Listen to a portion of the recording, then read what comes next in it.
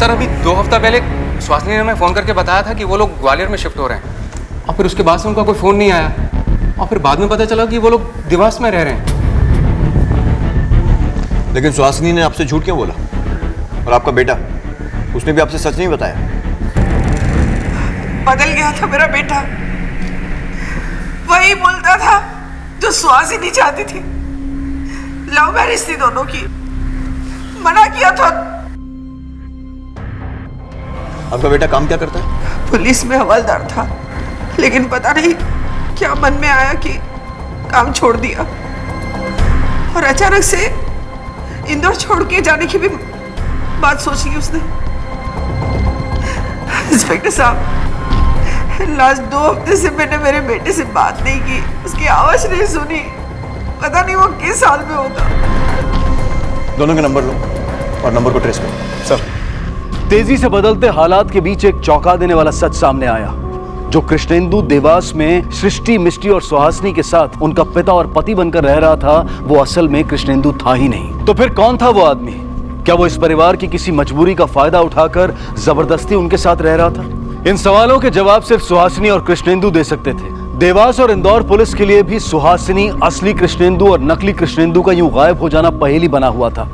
एक बच्ची को उसके घर पहुंचाने की मुंबई पुलिस की ईमानदार कोशिश देवास और इंदौर पुलिस दोनों के लिए जुर्म की एक सनसनीखेज जांच में तब्दील हो चुकी थी।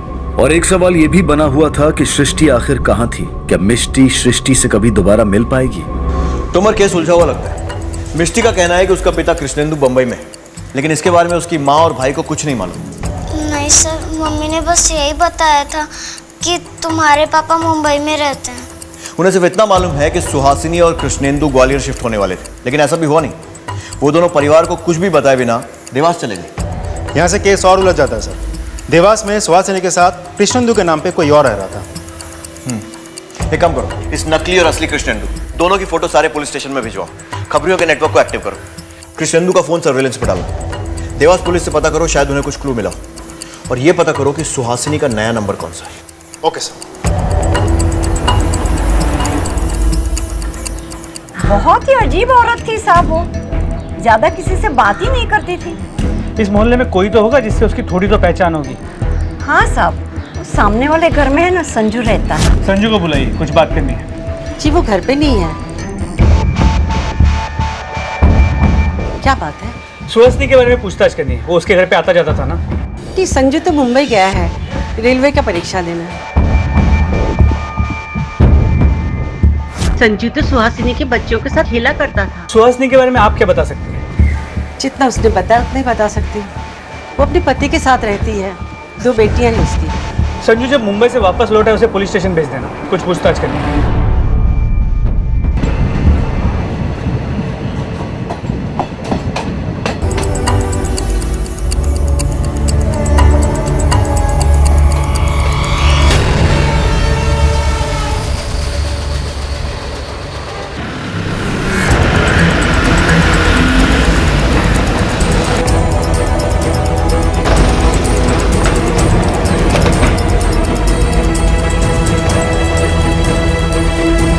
देवास पुलिस ने बताया कि कृष्णेंदु कंप्यूटर से जुड़ा कुछ बिजनेस करता था और उसका एक बिजनेस पार्टनर भी है।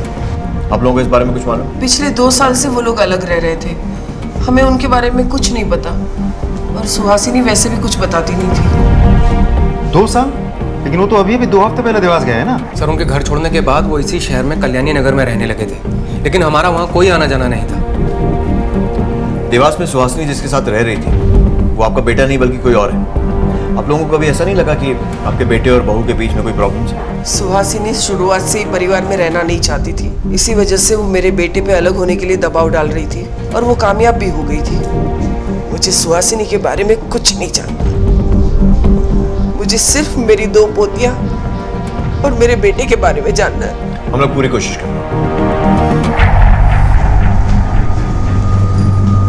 कोई भी इंफॉर्मेशन मिलती है तो अपडेट करो। सर, देवास पुलिस से पता चला है कि सुहासिनी का एक पड़ोसी है, संजू, काफ़ी यंग लड़का है। फिलहाल वो एग्जाम देने मुंबई गया है, और सुहासिनी भी अपनी 2 बच्चों को लेकर मुंबई जा रही थी। कहीं ऐसा तो नहीं कि दोनों के बीच कोई कनेक्शन हो भी सकता है और नहीं भी। पता करो कि ये सही में मुंबई एग्जाम देने गया था या फिर कोई और कारण था। आपको कोई शक है सर? वैसे जब तक केस सॉल्व नहीं हो जाता, शक की सुई किसी पर से हटा नहीं सकते। अगर इस संजू को कहानी से हटा भी दिया जाए तो भी सुहासिनी की स्टोरी में कुछ तो झोल है, क्योंकि अगर वो वाकई अपनी बच्चियों को ढूंढना चाहती तो वो पुलिस में रिपोर्ट लिखाती, जो कि उसने नहीं किया। Excuse me sir. हेलो, हाँ, ओके सर। मुंबई पुलिस की सब इंस्पेक्टर नीपा जावदे बच्ची को लेकर यहाँ आ रही है। बच्ची को उसकी दादी और चाचा को सौंपना पड़ेगा, क्योंकि क्लोजेस्ट फैमिली वही है। तुम और एक काम और करो, ये सुहासिनी और कृष्णेंदु अपने माँ और भाई से अलग होने के बाद कल्याणी नगर में रहने लगे थे। पड़ोसी से पूछताछ करो उनके बारे में। इन्हें जानती है आप? आपके पड़ोसी थे? जानती हूँ ना सर, सुहासिनी जिस दिन यहाँ से जा रही थी मेरी उसी दिन बात हुई थी इससे। अरे सुहासिनी, कहाँ जा रहे हो तुम लोग? हम ग्वालियर जा रहे हैं। अरे कब तक आओगे? जल्दी आ जाएंगे। आपके कहने का मतलब ये है कि सुहासिनी जब जा रही थी उसके साथ कोई और भी था उस वक्त? हाँ, एक आदमी था, पर उसके पति कृष्णेंदु नहीं थे। ऐसी कोई भी और बात आपको जो नॉर्मल ना लगी हो? हाँ, एक्चुअली वो बहुत घबराई हुई सी थी। एक फोटो देखिए सर।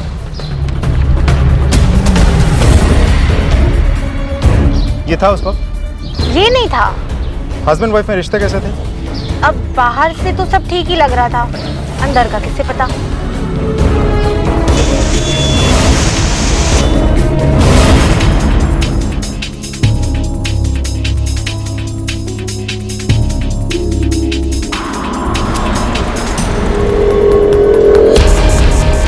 एक आदमी सुहासिनी के साथ यहाँ इंदौर में भी देखा गया था और देवास में भी, लेकिन वो उसका पति कृष्णेंदु नहीं है, बल्कि देवास में कोई और ही कृष्णेंदु बनकर उसके साथ रह रहा था। ये हमारा भाई कृष्णेंदु नहीं है।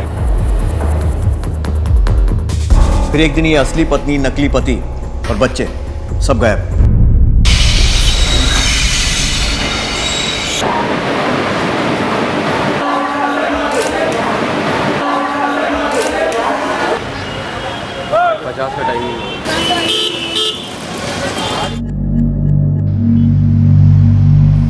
मम्मी, कहाँ जा रही हूँ?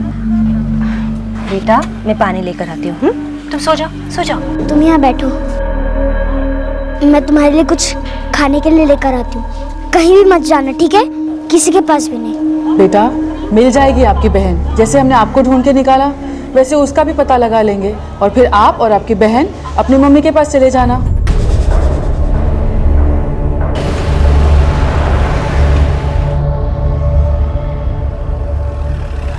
डरो मत बेटा, आपकी दादी आने वाली है, तब तक आप चॉकलेट खाओ। मिस्टी, दादी, मिस्टी, कैसे? ठीक तो बेटा, तुझे कुछ हुआ नहीं ना बेटा? कैसा है बच्चे? और सृष्टि? इंस्पेक्टर साहब, सृष्टि कहाँ है? देखिए, अभी तक उसके बारे में कुछ पता नहीं चला। मुंबई पुलिस ढूंढने की कोशिश कर रही है। इंस्पेक्टर साहब, मेरा बेटा कृष्णेंदु। देखिए, उनकी भी खोज जारी है। जैसे कुछ पता चलेगा हम आपको इन्फॉर्म करेंगे। इंस्पेक्टर साहब, कैसे भी करके मेरे बेटे को ढूंढ दीजिए। आप फिक्र मत कीजिए, हम लोग पूरी कोशिश कर रहे हैं। फिलहाल आप इसे ले जा सकते हैं। लो बेटा।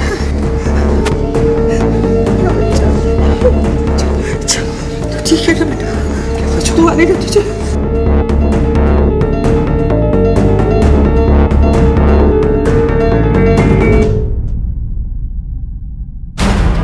सर, इसी बच्ची और एक और बच्ची को ढूंढ रही थी वो औरत। कौन औरत? वही एक फोटो लेकर आई थी। भाई साहब, जरा ये इन बच्चियों को देखिए। ये मेरी बेटियां है, ट्रेन में छूट गई थी। आपने कहीं देखा इन्हें? नहीं बहन जी, मैंने तो नहीं देखा, लेकिन आप खुद से कैसे ढूंढेंगे इस बच्ची को? आपको पुलिस को फोन करना चाहिए, वही आपकी मदद करेगी।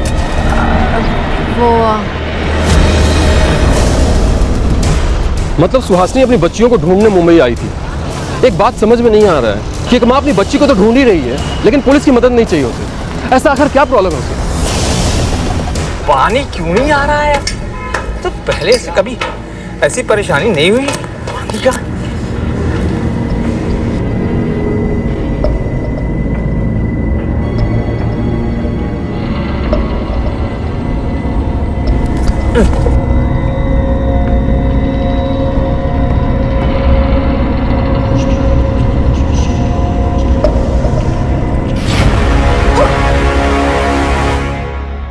अब अब तक आपने देखा जो आदमी देवास में उनका पिता कृष्णेंदु बनकर उनकी मां सुहासिनी और उनके साथ रह रहा था, असल में वो ना उनका असली पिता था और ना असली कृष्णेंदु। असली कृष्णेंदु कहाँ था कोई नहीं जानता था। सुहासिनी की भी कोई खबर नहीं मिल पा रही थी और इसी बीच इस नकली कृष्णेंदु की लाश उसी के घर की पानी की टंकी से बरामद हो चुकी थी जिसमें किराए पर वो सुहासिनी और उसके परिवार के साथ रहा करता था। क्या पुलिस सुहासिनी तक पहुंच पाएगी? क्या कृष्णेंदु को ढूंढा जा सकेगा? क्या इस नकली कृष्णेंदु की पहचान सामने आ पाएगी? और सबसे अहम बात, क्या मासूम सृष्टि को ढूंढा जा सकेगा? और अब देखिए आगे।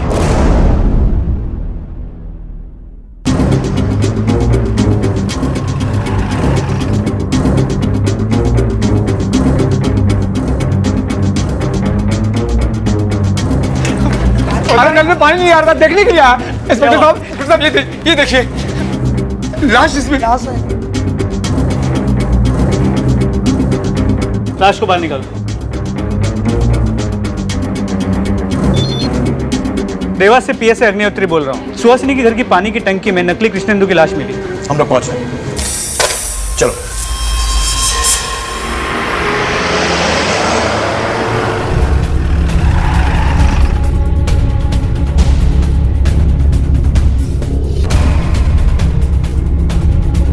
ठीक है, तुम लोग टीम लेके जल्दी आ जाओ। हाँ ठीक है। जय हिंद सर। क्या लगता है? सर सिर पे चोट के निशान है, लेकिन पिछले 3-4 दिन से शायद पानी की टंकी में पड़ा है, तो कुछ कहा नहीं जा सकता। पोस्टमार्टम रिपोर्ट आने दो, देखते हैं। सर यहाँ का मकान मालिक। आखिरी बार कब देखा था इसे? साहब 14 तारीख की सुबह। उसके बाद ना सुहासिनी देखी और ना ही ये उसका पति। ये सुहासिनी का असली पति नहीं है, ये बात आप जानते थे? साहब मुझे कैसे मालूम पड़े? ये दोनों पति पत्नी मर के मिले थे, तभी तो मैं इन्हें किराए पे घर दिया। और कुछ मिला? जी सर, यहाँ कमरे में है। सर इस कमरे में स्ट्रगल के निशान है। यहाँ देखिए, शराब की बोतल। यह है टूटा हुआ फ्लावर वास।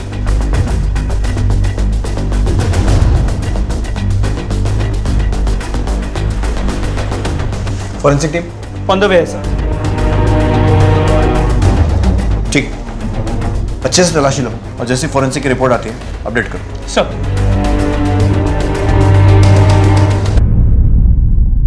बेटा, आपके पापा कहाँ हैं पता है आपको?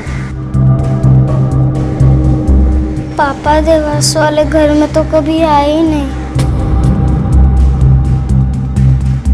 और वहाँ पर जो अंकल हमारे साथ रहते थे बहुत मारते थे, बहुत ज़्यादा डांटते थे। मम्मी उनसे बहुत ज़्यादा डरती थी। अच्छा बेटा, घर में कोई और भी आता था? हाँ आते थे। क्या नाम था उनका? उनका नाम सुशांत था। आप लोग जानते हैं सुशांत कौन है? नहीं सर, ये नाम तो हमने कभी नहीं सुना। कृष्णेंदु ने हमें ये नाम कभी नहीं बताया। इंस्पेक्टर साहब, जरूर ये सुहासिनी की जान पहचान का होगा। पूरा घर बर्बाद करके रख दिया है हमारा। माँ क्या करती बच्ची के सामने? बेटा, आप आंटी के साथ अंदर जाओ। हाँ बेटा। लेकिन अंकल, आप प्लीज मेरी बहन और मम्मी को ढूंढ दीजिए ना। सृष्टि को तो अपने घर का रास्ता भी नहीं मालूम है। स्कूल के लिए मैं ही उसे लेने आती हूँ, पता नहीं कहाँ होगी वो।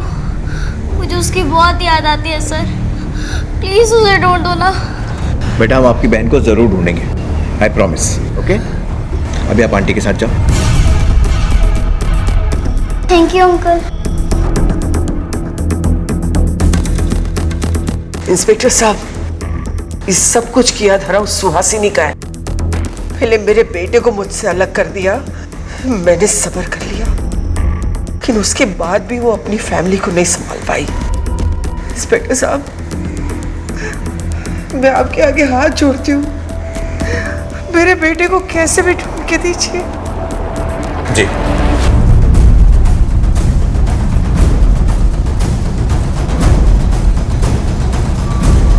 इस आदमी का पता लगाओ कौन है। मिष्टी को मुंबई पुलिस ने लल्लन से बचाकर इंदौर पुलिस के द्वारा उसकी दादी को सुरक्षित सौंप दिया था। पर सृष्टि कहाँ थी? इसका सुराग न ही मुंबई और न ही इंदौर पुलिस के पास था। ये मामला सृष्टि, कृष्णेंदु और सुहासिनी की गुमशुदगी के साथ फर्जी कृष्णेंदु की मौत के राज को सुलझाने का बन गया था। सर, ये मामला हर गुजरते दिन के साथ और भी मिस्टीरियस होता जा रहा है। पूरे मामले में सुहासिनी के साथ 3 मर्द शामिल हैं।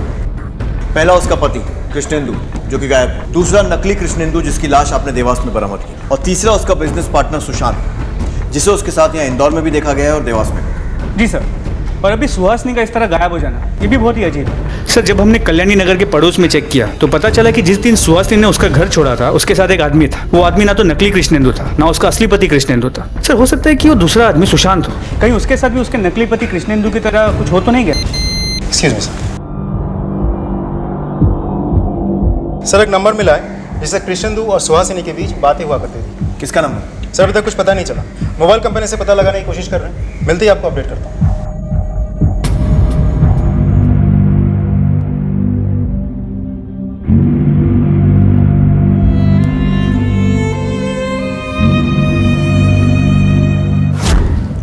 ले पकड़, ऐसे ऐसे घुमा, आग बंद कर। कपूर गौरम करुणावत। नहीं सृष्टि, कुछ नहीं हो, तू डर मत। अरे नहीं सृष्टि, तू डर मत, कुछ नहीं हो, नहीं जला सृष्टि, शांत शांत।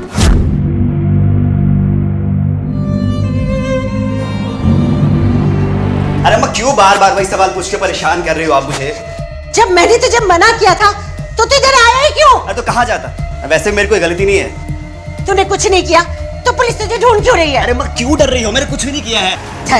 अरे बात समझने की कोशिश करो आप। ये पैसा रख तू और चला जा। अरे मुझे पैसे नहीं चाहिए यार, मुझे कुछ नहीं होगा। आप रखो, मुझे कुछ नहीं होगा।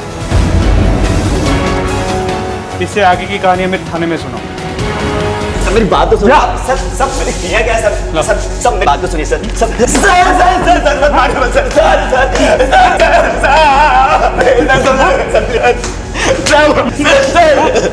झूठ क्यों बोला? मुंबई एग्जाम देने गया था, बोल। मैं आपको सच बताता हूँ, मैंने कोई गलत काम नहीं किया है सर। भाभी के कहने पर मैं घर में झूठ बोल के बॉम्बे गया था। देखो मैं मेरे बच्चों के बिना नहीं रह सकती संजू, तुम्हें उन्हें ढूंढ निकालना होगा संजू। मैं तुम्हारे पैर पड़ती हूँ, तुम भी करके मेरी ये क्या कर रही हो तुम? अब एक काम करते हैं, हम पुलिस स्टेशन चलते हैं और कंप्लेन करते हैं। नहीं, हम पुलिस स्टेशन नहीं जा सकते, उन्हें कुछ भी पता नहीं चलना चाहिए। अरे लेकिन क्यों? संजू, मेरे पति पहले पुलिस में थे, वो अगर उनको पता चल गया तो वो मुझे मार डालेंगे। पुलिस को कुछ नहीं पता चलना चाहिए संजू, ये सब तुम्हें ही करना होगा, तुम्हें ही मेरे बच्चों को ढूंढ निकालना होगा। हम पुलिस को कुछ नहीं बताएंगे, तुम्हें मुंबई जाना होगा संजू, प्लीज प्लीज, तुम्हें मुंबई जाना होगा संजू। सुहासिनी कहाँ है अभी? संजू मेरी बात ध्यान से सुनो, देखो तुम जब वापस चले जाओगे तो अगर कोई तुम्हें पूछे मेरे बारे में तो कह देना कि तुम्हें कुछ पता नहीं है, बिल्कुल अनजान बन जाना। हाँ, मुझे नहीं पता सर वो कहाँ है। यानी ट्रेन में बच्चियों के छूटने के बाद सुहासिनी देवास वापस आई और उसने इससे मदद मांगी। मतलब सुहासिनी को अपने बच्चों की चिंता थी, उसने उन्हें जानबूझ के ट्रेन में नहीं छोड़ा। लगता तो ऐसे ही, लेकिन पति के डर से पुलिस के पास न जाने वाली बात कुछ हजम नहीं हो रही, क्योंकि हमारी इंफॉर्मेशन के हिसाब से असली कृष्णेंदु का फोन पिछले महीने की 28 तारीख से बंद है, और जिस कृष्णेंदु के साथ सुहासिनी रह रही है वो ना तो उसका असली पति है ना ही बच्चियों का बाप, तो फिर वो नाराज क्यों होता? पुलिस के पास ना आने का कोई और ही रीजन होगा। सुहासिनी का असली नंबर दिया क्या उसने?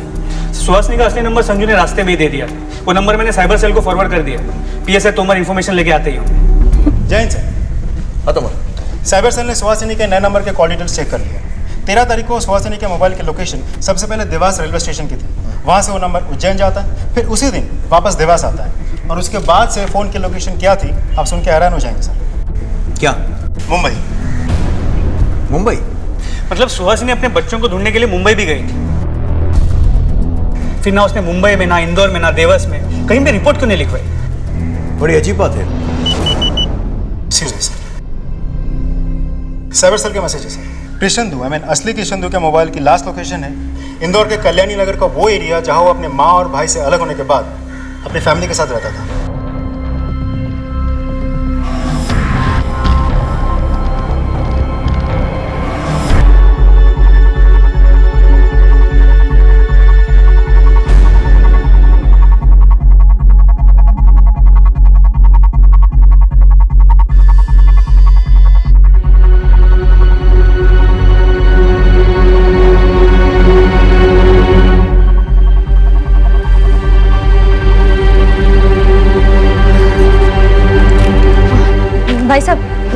जरा ये फोटो देखिए। इन दो बच्चियों को कहीं देखा है आपने?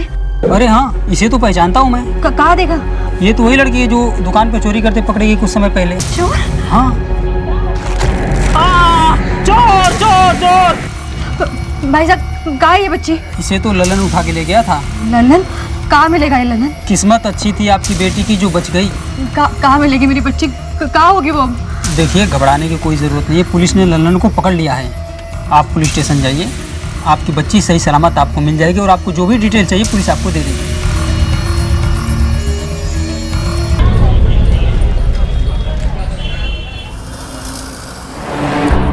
मिस्टी, एक बात बताओ, तुम्हारे मम्मी पापा के बीच कुछ अनबन या झगड़ा ऐसा कुछ हुआ था? पापा ने जाते वक्त कुछ बताया था, वो कब तक लौटेंगे, कहाँ जा रहे हैं कुछ? एक बात बताओ, जो देवास में तुम्हारे साथ अंकल रहते थे ना, वो रात को भी रहते थे? हाँ, वो अंकल बहुत बुरे थे। पता नहीं फिर भी मम्मी उन्हें अपने पास क्यों रखती थी। तेरी मम्मी कौन सी अच्छी थी? अगर वो अच्छी होती ना तो ये सब होता क्या? दादी, मेरी मम्मी बहुत अच्छी है। हाँ, तुम्हारी मम्मी अगर अच्छी होती ना तो आज तुम्हारे पापा और मेरा बेटा हमारे साथ होते। मेरी मम्मी बहुत अच्छी है, आप वो बुरी समझिए आप, और मुझे ये सब नहीं खाना है। मैं जा रही हूँ। मिस्टी, मेरी बात सुनो, कहाँ जा रही हो मिस्टी? सर, देवास पुलिस ने उस लड़के संजू का जो बयान हमें भेजा है उसे ये सामने आता है कि सुहासिनी से उसकी दोनों बच्चियां गलती से ट्रेन में छूट गई थी। लेकिन हमने जब रेलवे स्टेशन में जाके इंक्वायरी की तो हमें ये पता चला कि विंडो से वो 2 टिकटें खरीदे थे मुंबई के लिए, वो भी सिर्फ अपने 2 बच्चों के नाम पर। इसका मतलब ये कि बच्चे उससे गलती से नहीं छूटे थे, बल्कि पूरी प्लानिंग के साथ उसने छोड़े थे। एक और बात सर, सुहासिनी का जो नया नंबर हमने सर्विलेंस पे डाला था वो फिलहाल मुंबई में है। हमने मुंबई पुलिस को अपडेट कर दिया। तुम्हारे सुहासिनी का कैरेक्टर कुछ समझ में नहीं आ रहा। एक तरफ तो बच्चियों को ढूंढ रही है, लगता है उसे उनकी चिंता है, दूसरी तरफ पुलिस से डर रही है। ऐसा क्या गलत कर रही है? सर, कहीं ऐसा तो नहीं कि वो अपनी दोनों बच्चियों को ढूंढ के मारना चाहती हो सकता है। छोटी बच्ची अब तक लापता है, नकली पति मारा जा चुका है, असली पति गायब है। अब यह हो सकता है कि नकली पति ने असली पति को मारा हो और फिर उसकी पहचान लेकर सुहासिनी के साथ रहने लगा। फिर किसी वजह से सुहासिनी ने इस नकली पति को मार दिया, जो कि शायद बच्चियों ने देख लिया, और इसीलिए सुहासिनी इन दोनों बच्चियों को भी खत्म करना चाहती है।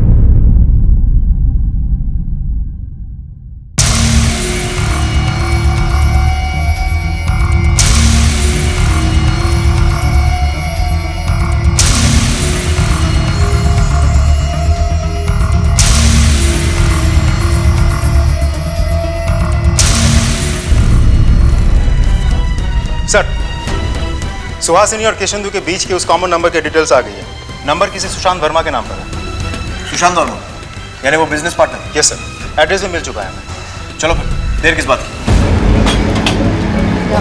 भैया, 2-3 दिन पहले यहाँ पुलिस स्टेशन में एक बच्ची को लेकर आए थे, कुछ जानते हैं आप उसके बारे में? हाँ, 2-3 दिन पहले 8-10 बच्चों को तो लेके आए थे। हाँ। लेकिन हमें ज़्यादा कुछ पता नहीं है। आप पुलिस चौकी में जाके पता कीजिए ना।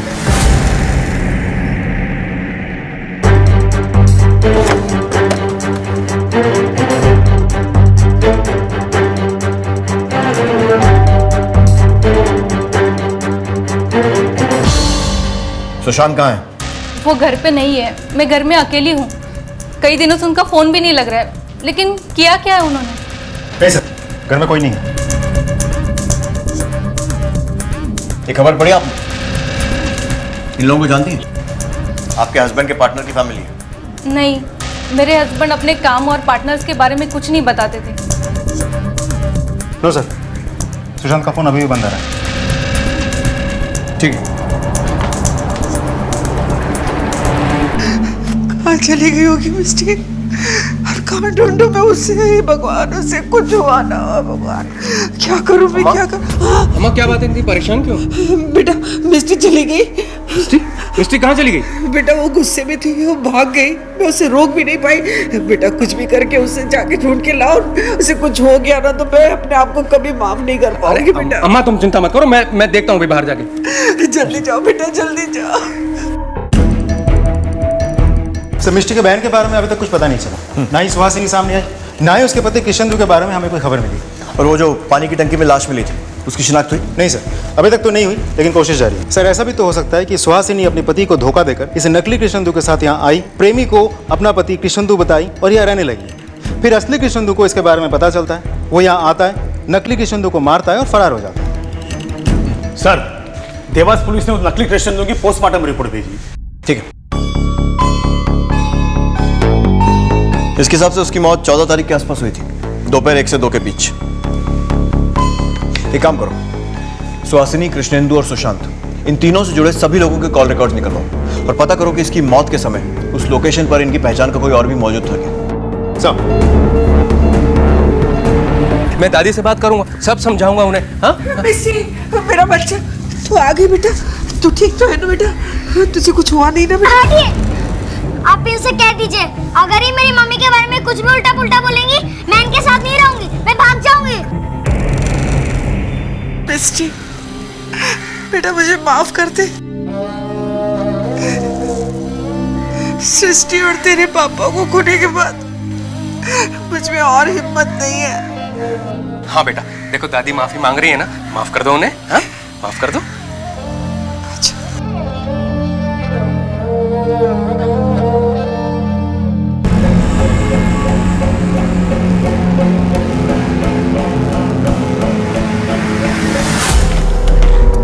सर, स्टेशन के बाहर के हर ऑटो वाले और हर टैक्सी वाले से पूछताछ की है, वहाँ के दुकानदारों से भी पूछताछ की है, लेकिन सृष्टि का कुछ पता नहीं चल रहा है।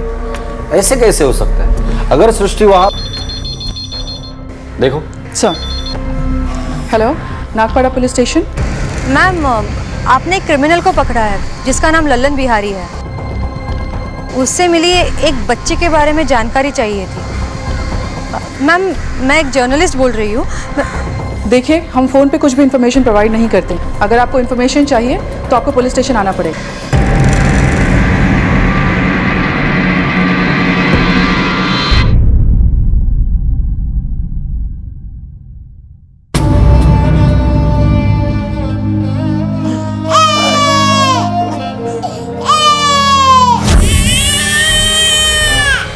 एक बच्चा ठीक से नहीं संभाल सकती हो तुम? हाँ? ओले ओले ओले, मेरे बेबी को क्या हुआ? आलिफ को क्या हुआ?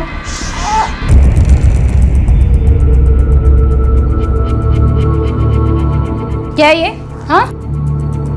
क्या है ये? दिखाई इधर, दिखाई इधर।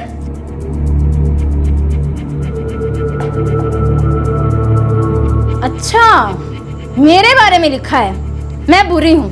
हाँ? उस केस को सॉल्व करने के लिए सुहासिनी का मिलना बहुत जरूरी है। लेकिन सर इस वक्त तो मुंबई में है। मुंबई पुलिस से कांटेक्ट करो, उनसे कहो कि सुहासिनी का फोन ट्रैकिंग पे डालें और जैसी वो मिलती है उसे अरेस्ट करें। Okay sir. Excuse me. Hello, हाँ, ओके सर। सुशांत का फ़ोन हमारे सब इंस्पेक्टर पर था। उसने अभी अभी आधे घंटे पहले सरवटे बस स्टैंड के पास अपना फ़ोन स्विच ऑन किया और बीवी को फ़ोन किया। उसने अपनी बीवी को कपड़े और पैसे लेकर वो आने के लिए कहा। इसका मतलब वो कहीं भागने की तैयारी में? नहीं सर, वो भाग नहीं पाएगा क्योंकि उसकी बीवी सुशांत को पकड़वाने के लिए हमारी मदद करेगी।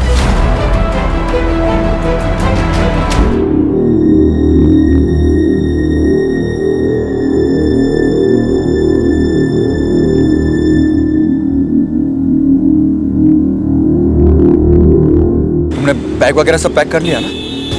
जल्द से जल्द निकालना होगा, हमारे पास बिल्कुल टाइम नहीं है। हाँ।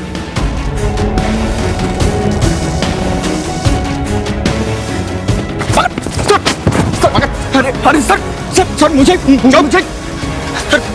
सर मैंने थैंक यू फॉर लेके चल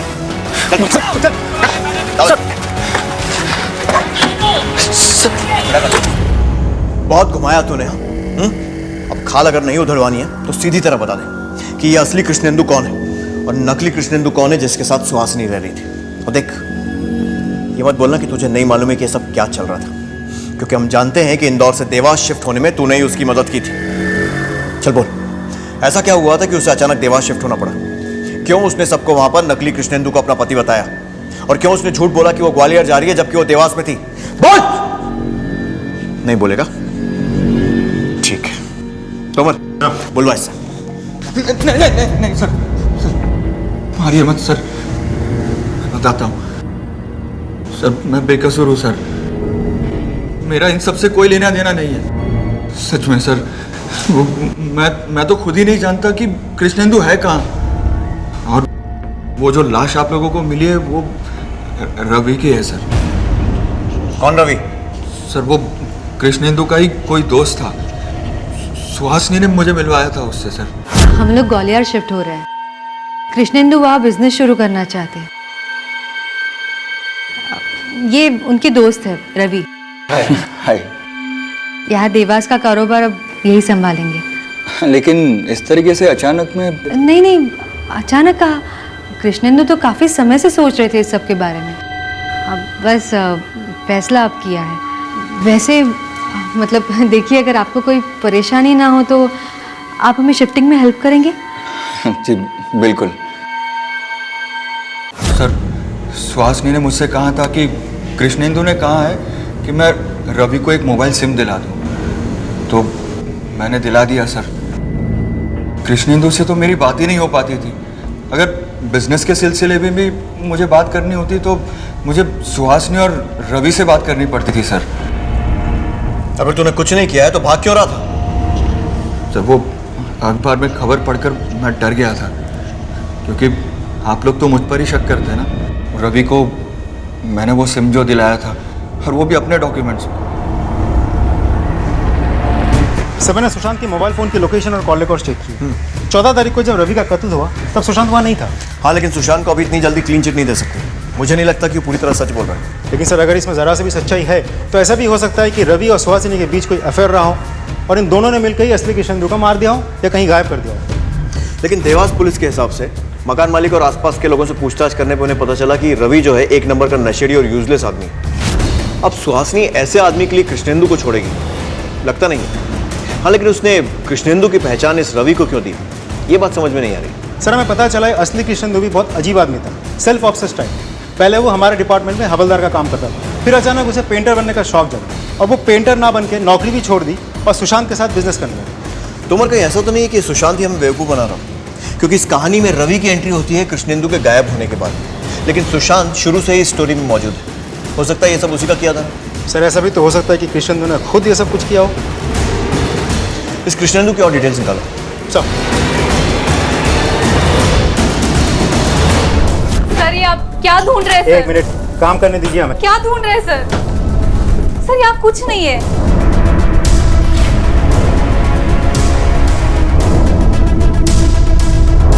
आपके पति के बैंक और क्रेडिट कार्ड स्टेटमेंट से हमें पता चलता है कि काफ़ी ज्वेलरी खरीदी है उसने आपके लिए, और ये सब छोड़ के इंदौर के एक होटल में काफ़ी फ्रिक्वेंटली रूम बुक करवाते थे वो। कोई आइडिया है क्यों?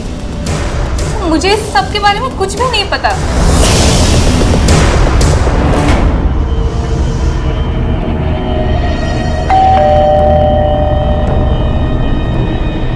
मैम, ये आपका लेटर आया है, प्लीज़ यहाँ पर साइन कर दीजिए। बाबू, बाबू कहाँ है?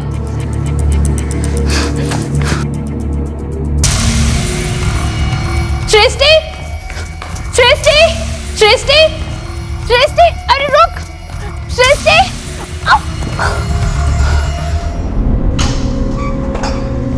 तुझे इतना समझाया था फिर भी समझ में नहीं आया? सच नहीं बोला ना तू? ये तेरे क्रेडिट कार्ड का बिल। हाँ, रक्षाबंधन से पहले ही लाखों के तोहफे दे डाले अपनी राखी सिस्टर को, और करवा चौथ पर पत्नी के लिए कुछ भी नहीं। और ये होटल का बिल, पिछले 2 महीनों में 7 बार होटल के रूम में मिले तू और तेरी राखी सिस्टर। हाँ, भाई बहन के रिश्तों की नई डेफिनेशन बनाने के लिए एकांत की जरूरत होगी, है ना? बेवकूफ समझता है। हाँ, बेवकूफ समझता है। सुहासिनी तेरी सिस्टर तो बिल्कुल नहीं है, ये हम जानते थे। अपने और सुहासिनी के अफेयर के चलते ही तूने उसके पति कृष्णेंदु को मार डाला, है ना? नहीं सर, नहीं। मैं मानता हूँ कि सुहासिनी और मेरा अफेयर था, लेकिन मैंने कृष्णेंदु को नहीं मारा है सर। सर, मैं सच कह रहा हूँ, मैंने कृष्णेंदु को नहीं मारा है। वो कृष्णेंदु अपनी वाइफ पर ध्यान नहीं देता था, इसलिए सुहासिनी खुद ही मेरी तरफ अट्रैक्ट हो रही थी। मैं भी क्या करता सर, एक दिन मैं भी बहक गया और तुम्हें एक राज की बात बतानी है। क्या?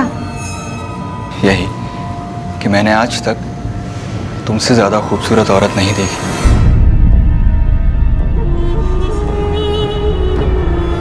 लेकिन मुझे ऐसा क्यों लग रहा है कि आप झूठ बोल रहे हैं। अगर मैं इतनी खूबसूरत होती तो उन्हें भी तो लगती ना, लेकिन वो तो नज़ारे की खूबसूरती तो देखने वालों की नज़र में होती है।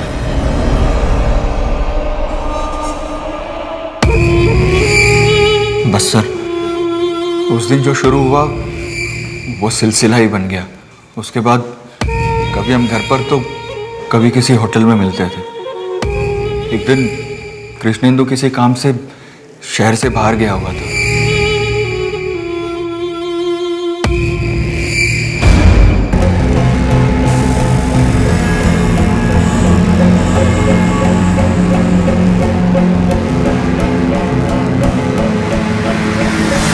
तुम मेरा दोस्त हो क्या? ये क्या कर रहा था? ये कर रहा तू? शर्म नहीं है तेरे को? और तू इतनी नीच औरत है, मुझे आज मालूम पड़ा। कुछ शर्म नहीं आई? शर्म? किस बात की शर्म? आज किसी और के साथ देख लिया तो तुम्हें एहसास हुआ कि तुम्हारी एक बीवी भी है। हमेशा तो अपने आप में खोए रहते हो। तो और क्या करती मैं, बोलो क्या करती? उसने मेरे सामने उसे मार डाला। मैं डर गया था सर। अगर इस मर्डर की बात सामने आती तो हमारे रिश्ते के चलते आप लोग मुझे भी कातिल समझ बैठते। तो सर मैंने डर के मारे लाश को ठिकाने लगाने में उसकी मदद की बस सर। और रवि के बारे में झूठ क्यों बोला? सर वो मैं डर गया था, इसलिए रवि को नकली कृष्णेंदु बनाकर मैंने सुहासिनी के साथ भेज दिया देवास रहने के लिए, ताकि सबको लगे कि कृष्णेंदु जिंदा है। सुहासिनी ने अपनी बच्चियों को ट्रेन में क्यों छोड़ा था? सर क्योंकि वहाँ देवास में उनकी वजह से काफ़ी मुश्किलें आ रही थी। नहीं, हमारे साथ जो अंदर वो रहते हैं वो मेरे पापा नहीं है। पता नहीं कौन अंकल है, वो हमेशा डांटते रहते हैं। सर इसीलिए मैंने सुहासिनी को समझाया कि देखो सुहासिनी, तुम्हारी ये बेटियां तुम्हारे गले का फंदा बन सकती है। अब फैसला तुम्हें करना है। तुम्हें अपनी जिंदगी चाहिए या फिर अपनी बेटियां। सुहासिनी ने अपनी जिंदगी को चुना। लेकिन सर मैंने कोई गुनाह नहीं किया है सर, मैंने कोई गुनाह नहीं किया। बस मुझसे इतनी गलती हो गई कि मैंने सुहासिनी के गुनाहों को छुपाया। सर मैंने आपको सब कुछ बता दिया है सर, मुझे छोड़ दीजिए प्लीज सर। अपने पार्टनर को धोखा देना, एक माँ को अपनी बच्चियों को छोड़ देने की सलाह देना, ये सब गुनाह नहीं लगते तुझे? शुक्र मना कि ये सब गुनाह कानून के दायरे में नहीं आते, वरना इसकी ऐसी चार्जशीट तैयार करो कि इसे कड़ी से कड़ी सजा मिले।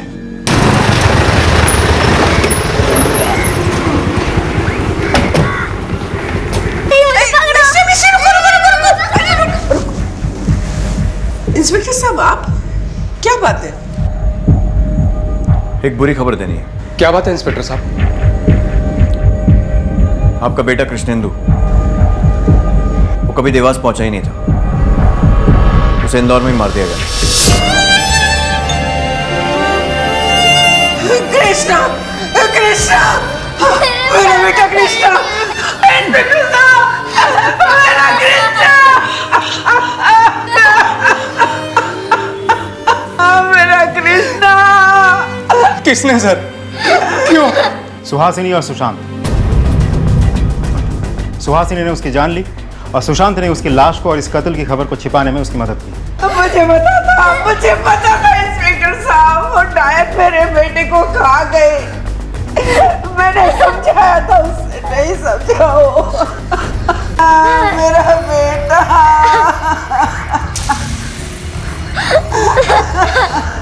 मेरा बच्चा।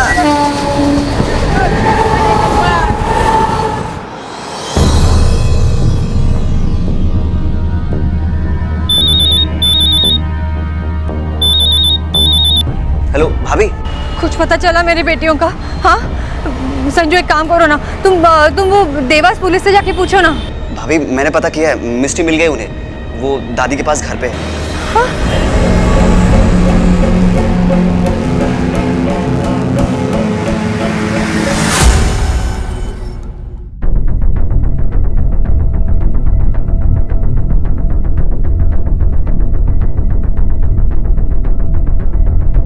बेटा आपका नाम सृष्टि है ना?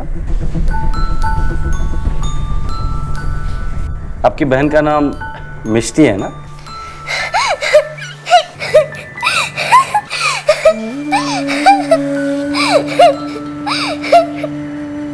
आपको मिष्टी और मम्मी के पास जाना है?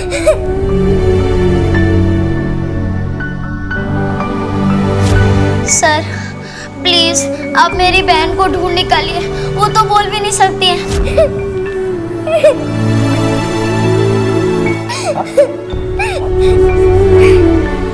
हम लोग तुम्हें लेकर जाएंगे।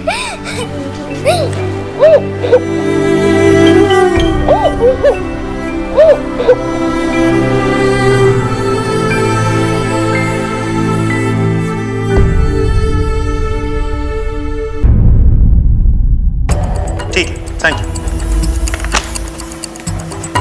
Sir.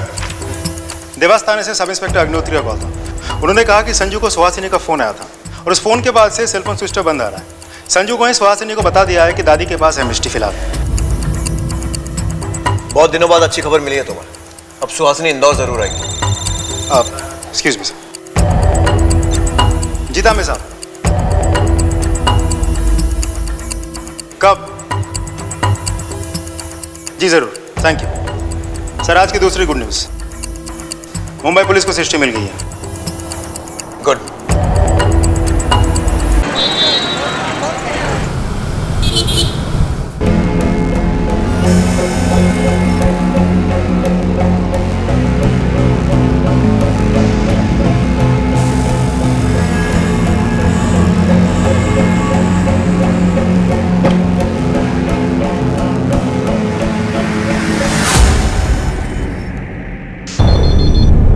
Palasia police station, sub inspector Anand Tomar.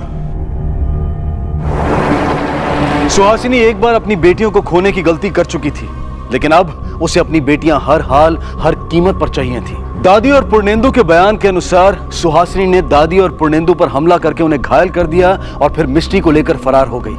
लेकिन क्या सुहासिनी के लिए अकेले ऐसा कर पाना संभव था? विधि की विडंबना और मिष्टी की दुआओं का असर देखिए कि जब सृष्टि अपने घर लौट रही थी तो मिष्टी वहां से जा चुकी थी। सुहासिनी मिष्टी को लेकर कहां चली गई थी? क्या दोनों बहनें फिर कभी मिल पाएंगी? क्या जुर्म दर जुर्म का यह सिलसिला थमेगा?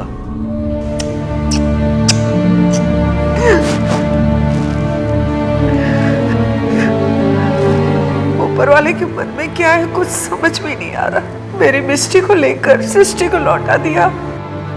फिक्र मत कीजिए, मिष्टी भी बहुत जल्दी मिल जाएगी। फिलहाल आप इसका ख्याल रखिए।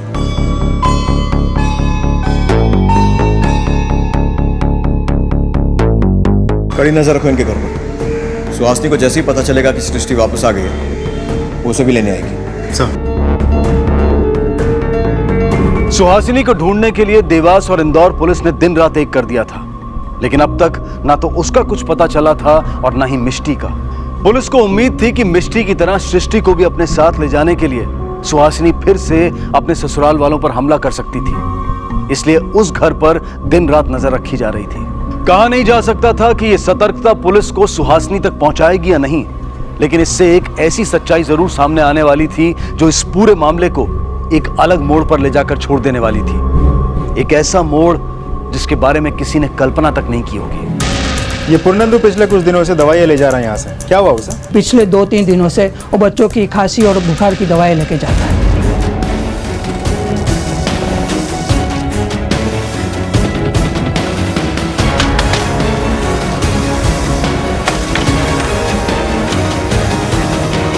इंस्पेक्टर साहब आप? जी हाँ, यहाँ से गुजर रहे थे तो सोचा सृष्टि से मिलने। कैसी है वो? लेकिन सर वो इंस्पेक्टर साहब आप, सुहासिनी का कुछ पता चला? बहुत जल्दी चल जाएगा। ये दवाइयाँ, किसी की तबीयत खराब है? मेरी है, ब्लड प्रेशर की। लेकिन तो बच्चों की दवाइयाँ हैं, सर्दी खांसी बुखार की। कहीं सृष्टि की तबीयत तो नहीं? हाँ हाँ सर, उसी की तबीयत खराब है, थोड़ा सा बुखार था। लग तो नहीं रहा। बेटा आपकी तबीयत खराब है? नहीं, तबीयत खराब थी, अब ठीक है। डॉक्टर के पास ले गए थे ना, उसी ने ये सब दवाइयाँ लिख के दी है। तब तो डॉक्टर का प्रिस्क्रिप्शन भी होगा आपके पास, दिखाइए। इंस्पेक्टर साहब आपको जो कुछ कहना हो सीधी तरह से कहिए ना, ऐसे घुमा फिरा के क्यों कह रहे हैं? इंस्पेक्टर साहब मैं बताती हूँ। किसकी आवाज है? मिस्टी हमारे पास। शाबाश। ठीक हो बेटा? दादी और ताऊ ने मिलकर मम्मी को मार दिया। मम्मी मर गई। मारो छोड़ दीजिए ना, मैं बताती हूँ। रोकिए ना उन्हें, मत मारो। सुहासिनी को हमने ही मारा है और उस रवि को भी हमने ही मारा था।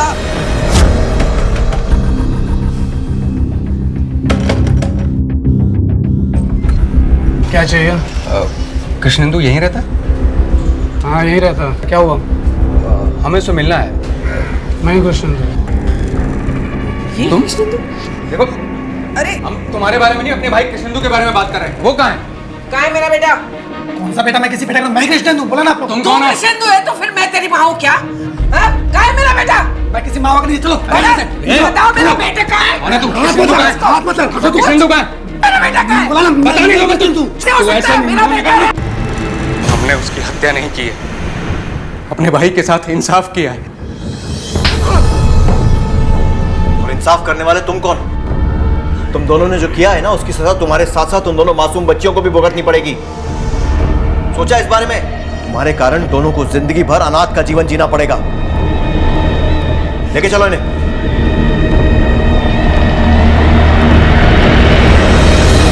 माना कि जिंदगी अजीब शय है। ये किसी भी इंसान को वो सब नहीं देती जो वो चाहता है, लेकिन अपनी चाहतों को पूरा करने के लिए अपनी और अपने साथ साथ अपनों की जिंदगी को दांव पर लगा देना कहां की समझदारी है।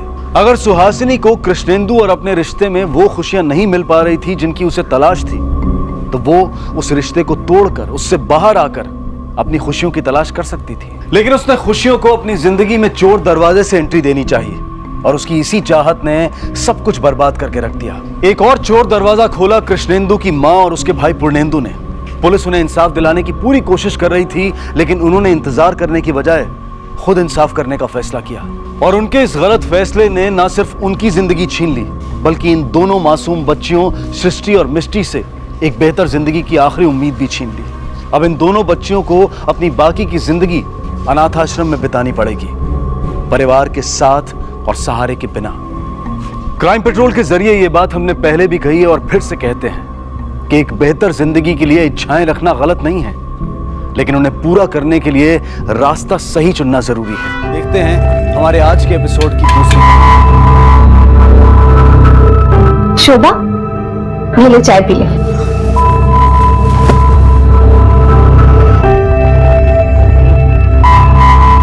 क्या देख रही है? टाइट। तेरी पायल तो बहुत अच्छी है। हे, मेरी पायल पर नजर मत डाल। चुपचाप चाय पी ले और पढ़ाई कर। 10वीं की पढ़ाई है तेरी, भूल गई? और पायल का क्या है? मैं तेरे लिए बुला दूंगी, चाय पी ले। नहीं, मैंने पी लिया, तू पी ले। गप बस, मला माहिती है आज सिर्फ 1 कप चाय का ही दूध बचा था, और आई भी सुबह सुबह बिना चाय पिए ही चली गई। अरे पर नहीं, तू आई मत बना, बल्कि अब हम दोनों को ऐसे बनना है कि आई को किसी भी चीज की कमी ना रहे और उसे दूसरों के घरों में ना काम भी ना करना पड़े। शोभा, कहने को तू मुझसे छोटी है और बातें देखो कितनी बड़ी बड़ी कर रही है। कहीं रुक, कहीं देख शोभा, मेरे पीछे मत आ। कहीं मैं कह रही हूँ ना, रुक जा। नहीं रुकूंगी, मेरे पीछे मत आ, मुझे जाने दे। कहीं रुक, छोड़।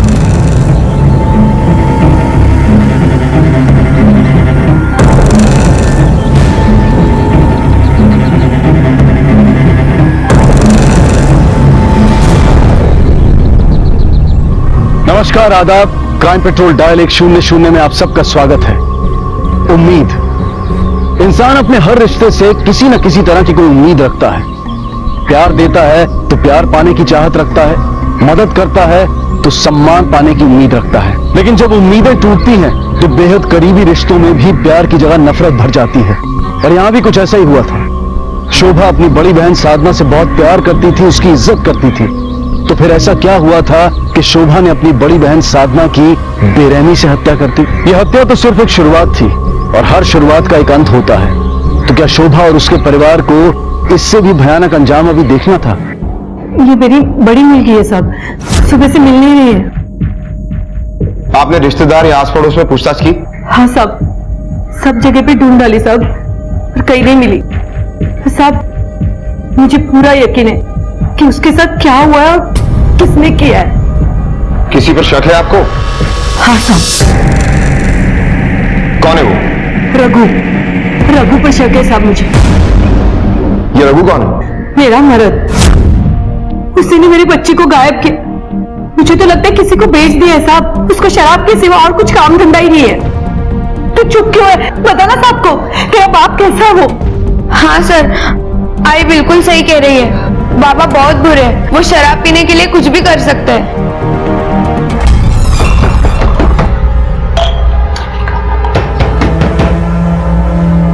कौन है वे? रघु। हाँ बोलो। तुझे लेने आए। तेरी बीवी ने तेरे खिलाफ कंप्लेंट किया है।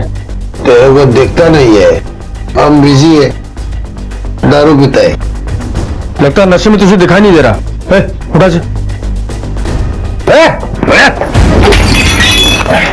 मेरा दारू गिरा दिया रे, दारू गिरा दिया मेरा। ऑन ड्यूटी पुलिस वाले पर हाथ उठाता है। बहुत चर्बी चढ़ गई तुझे, बहुत चर्बी चढ़ी तुझे। चल पुलिस स्टेशन तेरी चर्बी उतारता हूँ। ले चल देखो।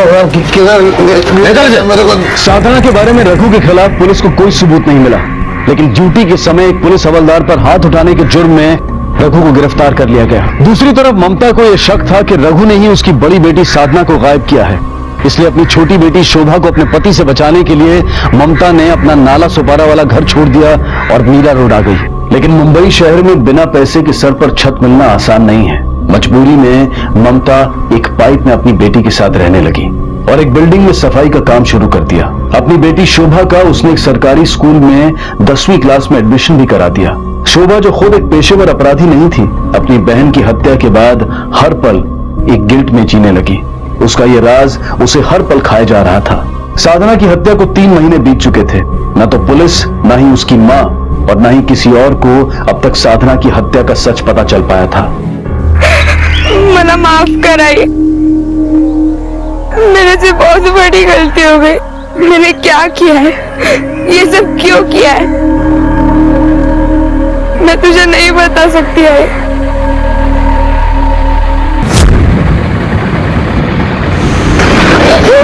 क्या कर रही है तू? हाँ, ध्यान कहाँ है तेरा? अगर मैं अभी हाथ पकड़ के खींच रही तो क्या हो जाता पता है तुझे? स्कूल नहीं जाना है तुझे? हाँ, सिर्फ 10वीं की परीक्षा का आखिरी दिन है ना? हाँ, स्कूल नहीं जाना है तुझे? क्या हुआ बेटा? क्या बात है? दाई, मेरे को दाई की बहुत याद आ रही है। आज वो होती तो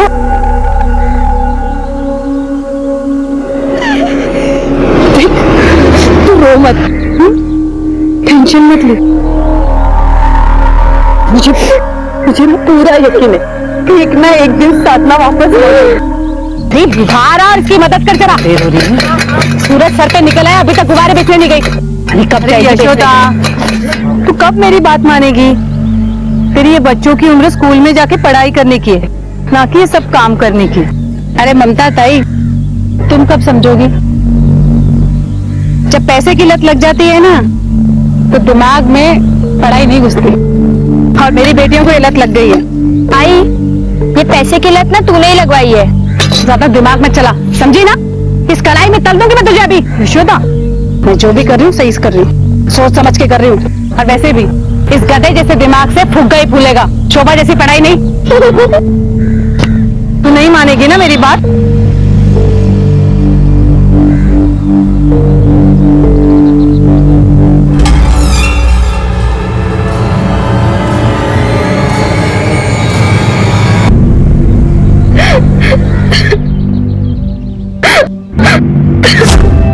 सुनो ना, क्या हुआ? मेरा ये जवाब याद ही नहीं हो रहा है। देख शोभा, कोई भी जवाब याद करके पढ़ेगी ना तो कभी याद होगा ही नहीं। हर जवाब को समझ के पढ़ना चाहिए, क्योंकि जब तू उसे समझ के पढ़ेगी ना तो तुझे पूरी जिंदगी याद रहेगा और फिर तू उसे कभी नहीं भूल पाएगी, समझी? चल बेटा, मैं तेरे को लेने आया। कचड़खाने में रहती है। छी, चला जा मेरे साथ अपने बाबा के घर। नहीं बाबा, तुम जाओ, मैं आई को छोड़कर कहीं नहीं जाने वाली। आई को मेरी जरूरत है, लेकिन आई ने अगर तुम्हें यहाँ देख लिया तो वो वापस तुम्हें जेल भिजवा देगी। अरे उसे तो मैं देख लेगा, तू चला जा। नहीं बाबा, नहीं बाबा, कौन है तू? छोड़ इसे।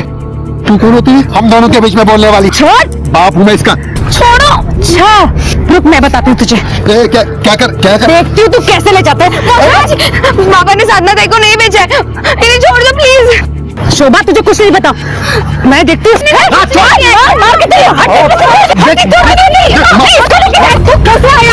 एक बेटे की तो जिंदगी खराब कर दी तूने। चल जा, तुम लोगों को देख लगे मैं। क्या है यशोदा, पुलिस को लेके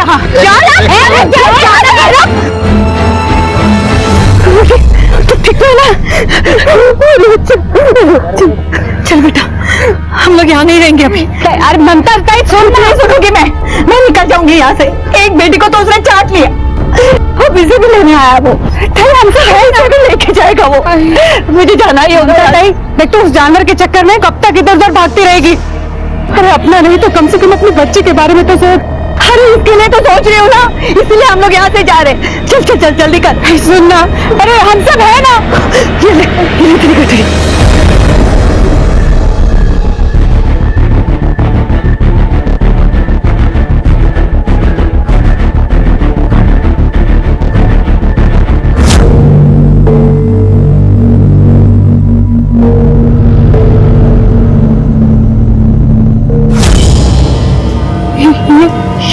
साधना की पायल है। ये मेरी साधना हमेशा पहनी रहती थी। ये तेरे पास कैसे आई? बोल। आई मुझे घर में मिली तो मैंने उसे उठा के अपने पास रख लिया। साधना ताई की आखिरी निशानी समझ गई। झूठ मत बोल, तुझे पापा की कसम है। सच सच बोल, कहाँ से आई तेरे पास? मुझे पक्का याद है, जिस दिन साधना गायब हुई थी उस दिन उसके पैरों में ये पायल थी। तू बता मुझे, ये पायल तेरे पास कहाँ से आई?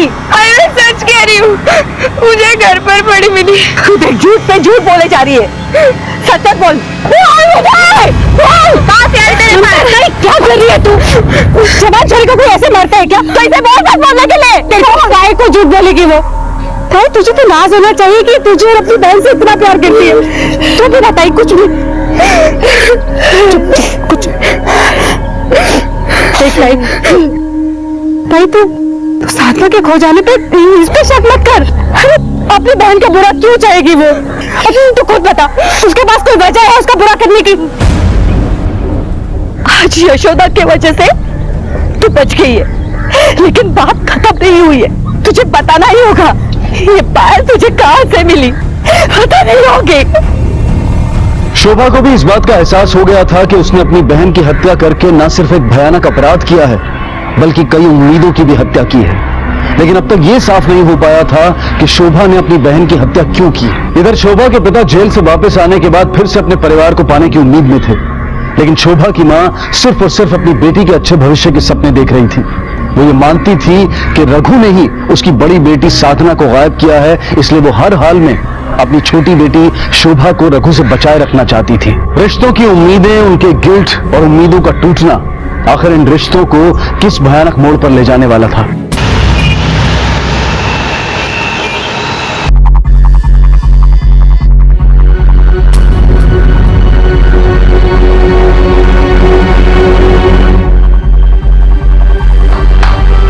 रमेश, फ्लैट नंबर 401 से बदबू आ रही है। बदबू?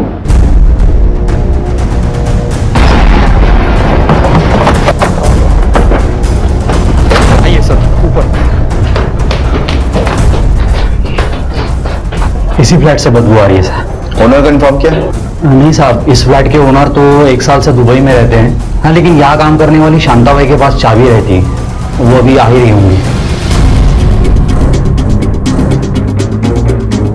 सर, भाई चाबी?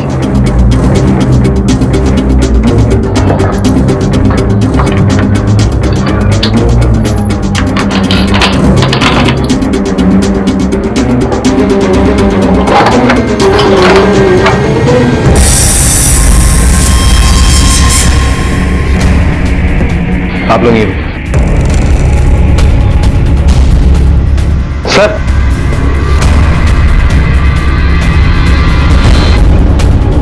अंदर सर्च करो जरा।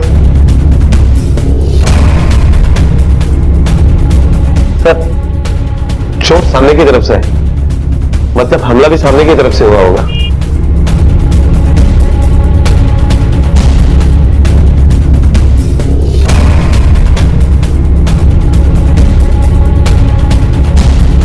पाटिल, इस पे खून के निशान है, लगता है इसी से अचानक सामने से मारा है, इसीलिए स्ट्रगल में कोई निशान नहीं दिख रहा है।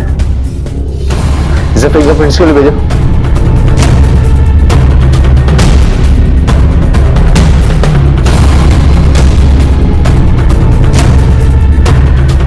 सुनील सर, चाबी चेक करो इसी फ्लैट की है क्या?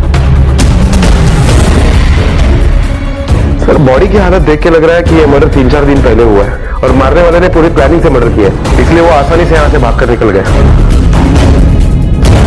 सर चाबी इसी फ्लैट की है। मेट को बुला, जल्दी से फॉरेंसिक टीम को भेज दो। मेट आखिरी बार कब आई थी यहाँ? मैं हर सोमवार के सोमवार यहाँ आती है साहब, लेकिन इस सोमवार नहीं आई थी। इसको पहचानती हो? साहब ये ममता है, ममता जाता हूँ।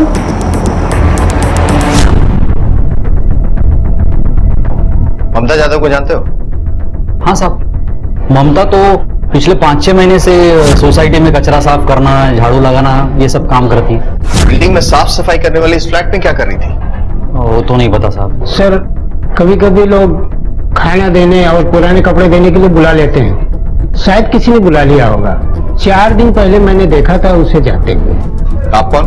मैं यहाँ का सिक्योरिटी। पिछले 4-5 दिन से वो यहाँ नहीं आई ना? आपने फोन करके पूछा क्यों नहीं आई? सर मुझे लगा कि कहीं ज्यादा पैसे वाला काम मिल गया होगा, इसके लिए वो नहीं आ रही होगी। आपने बिल्डिंग का सीसीटीवी फुटेज देखना, सारे कैमरास काम कर रहे हैं? जी सर। 401 नंबर फ्लैट की चाबी तुम्हारे पास थी, वहां कोई रहता भी नहीं है, तो ममता क्या कर रही थी वहां, कैसे पहुंची? साहब मुझे कुछ नहीं पता साहब, वो फ्लैट 401 की मेम साहब दुबई जाने से पहले उसने मेरे को चाबी दी थी ताकि कभी कभार जाके मैं सफाई कर दूं। तुमने ममता को कभी चाबी दी थी? क्योंकि उसके पास जो चाबी मिली है वो इसी फ्लैट की है। नहीं साहब, ममता के मैंने आज तक कभी किसी को उस फ्लैट की चाबी नहीं दी। ओनर का नंबर है? हाँ साहब। पाटिल, इससे नंबर लेकर ओनर को फोन करो, उसे इन्फॉर्म करो कि फ्लैट में एक डेड बॉडी मिली है, और ये भी पूछना कि इस फ्लैट की चाबी किस किस के पास है। ओके सर, नंबर बताओ।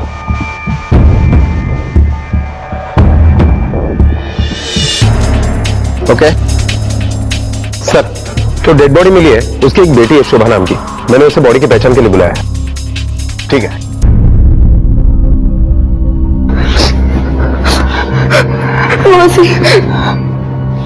मैं अंदर नहीं जाऊंगी, वो मेरी आई नहीं हो सकती, वो मेरी आई नहीं हो सकती, मेरी आई जिंदा है, वो मर नहीं सकती।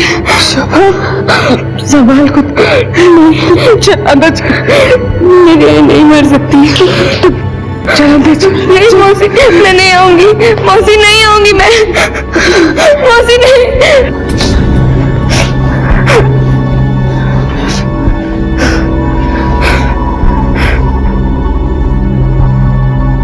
ठीक तरह से देखकर बताइए, क्या यही ममता की बॉडी?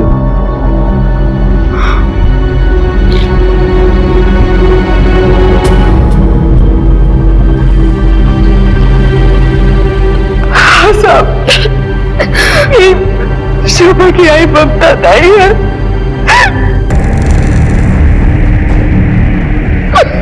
नहीं, ये मेरी आई नहीं हो सकती, मेरी आई जिंदा है।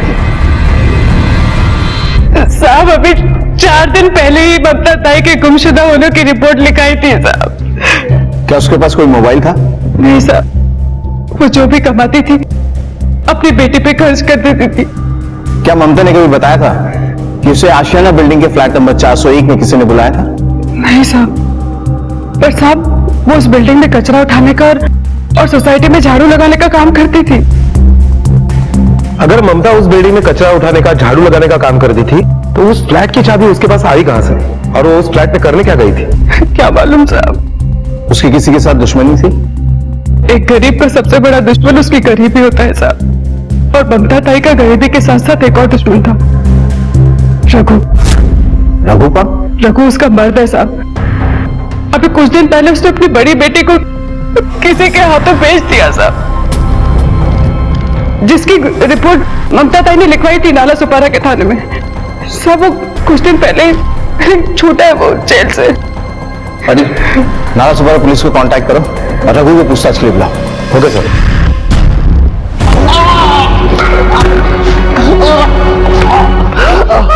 बोल, क्यों मारा तूने ममता को? हा? और उस फ्लैट की चाबी तेरे पास कैसे आई?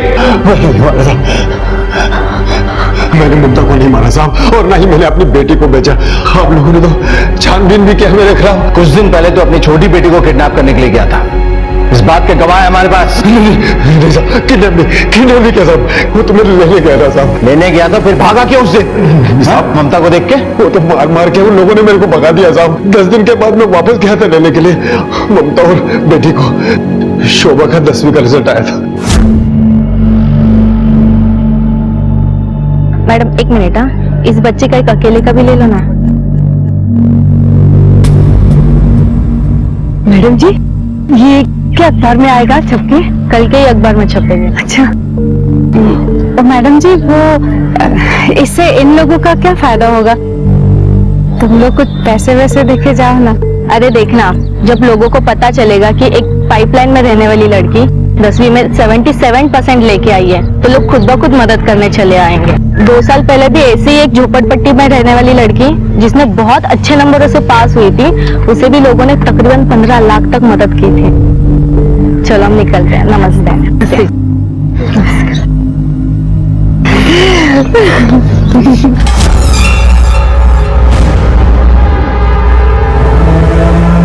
देख ममता, मैं तुम दोनों को लेने आया है।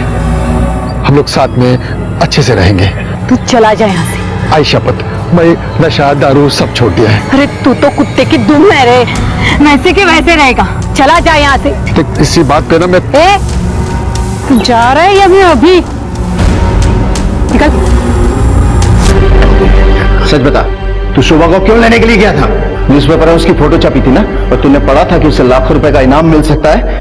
इससे तो अच्छा बाप और अच्छा पति बनेगा ढोंग कर रहा था। नहीं साहब, वो तो मुझे वहां पहुंच के मालूम पड़ा।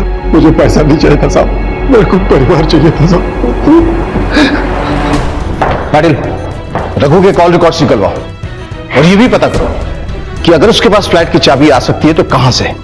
सर कहीं ऐसा तो नहीं कि ये रघु शांता को जानता हो सकता है, तो ऐसा करो, नाला सुपारा पुलिस को इन्वॉल्व करो और रघु और शांता के पड़ोसी से पूछताछ करो उनके बारे में। Okay sir.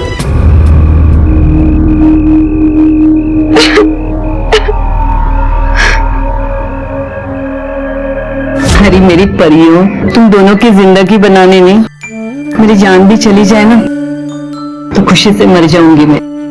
आई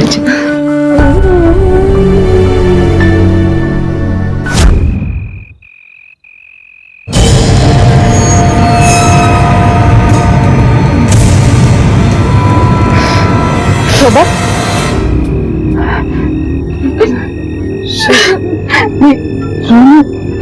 मौसी, मेरी ताई चली गई, आई भी चली गई, मैं बिल्कुल अकेली हो गई मौसी। नहीं बेटा, तू ऐसा कुछ मत सोच। मैं तेरी मासी है ना, तुझसे किसने कहा कि तू अकेली? पहले मेरी 2 बेटियां थी, अब मेरी 3 बेटियां हैं। तो फिक्र मत कर, हम सब साथ में रहेंगे, ठीक है?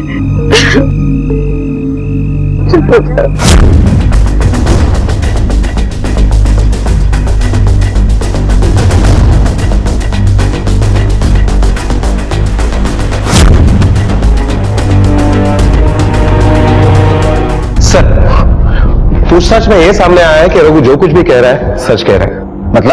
मतलब सर, रघु के ऊपर अपनी बेटी साधना को गायब करने का जो आरोप लगाया गया था, उसमें उसके खिलाफ कुछ भी सबूत नहीं मिले हैं और ना ही अब तक साधना मिली है। शांताबाई और रघु का कोई कनेक्शन मिला?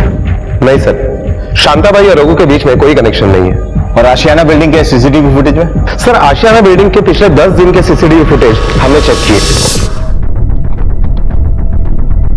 ये देखिए सर, 12 तारीख को ममता इस बिल्डिंग में जा तो रही है, लेकिन उस बिल्डिंग से आते हुए नहीं दिखाई दे रही है।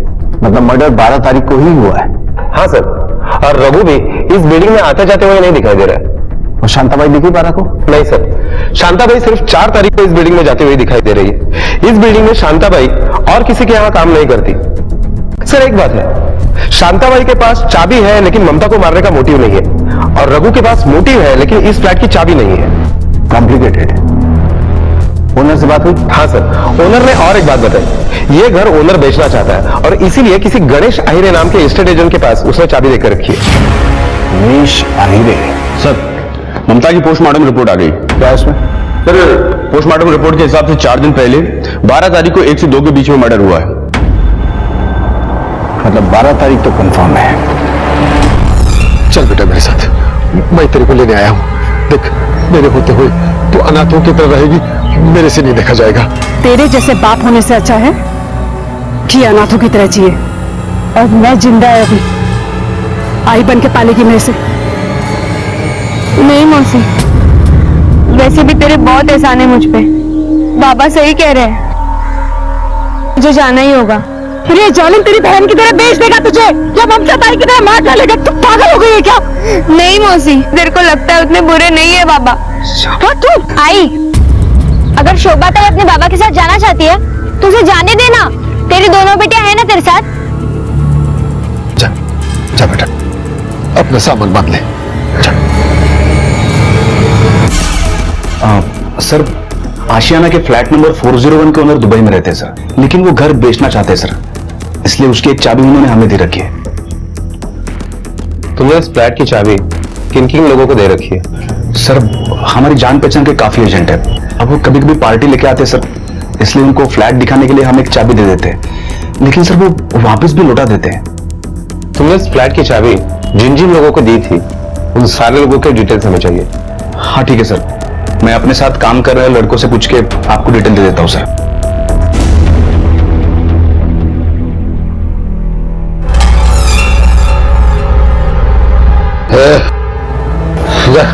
मेरे लिए चिकन बना।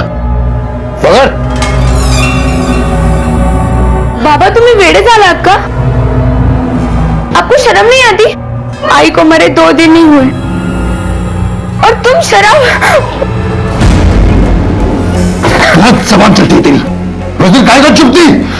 हाँ? जब तेरी आई ने पुलिस वालों के सामने मेरे पे झूठा आरोप लगाया कि मैंने तेरी बहन को बेचा है, तू तो जानती है अपनी आई के जैसे मत बन, नहीं तो मेरे से बुरा आदमी कोई नहीं होगा। वो तो साली मर गई, तेरे को भी मरना है क्या? चल चिकन बना, चल।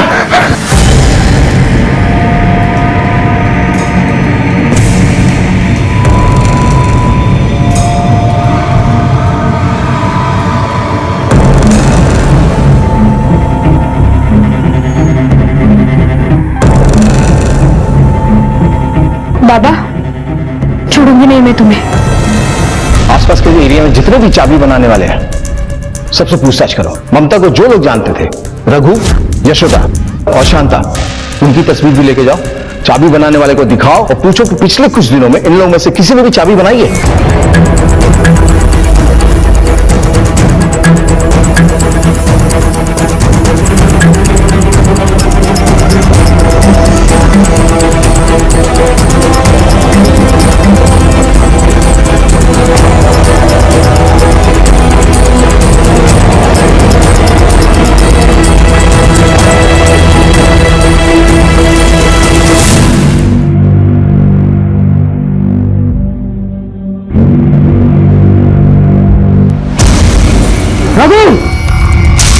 क्या हुआ, कौन है?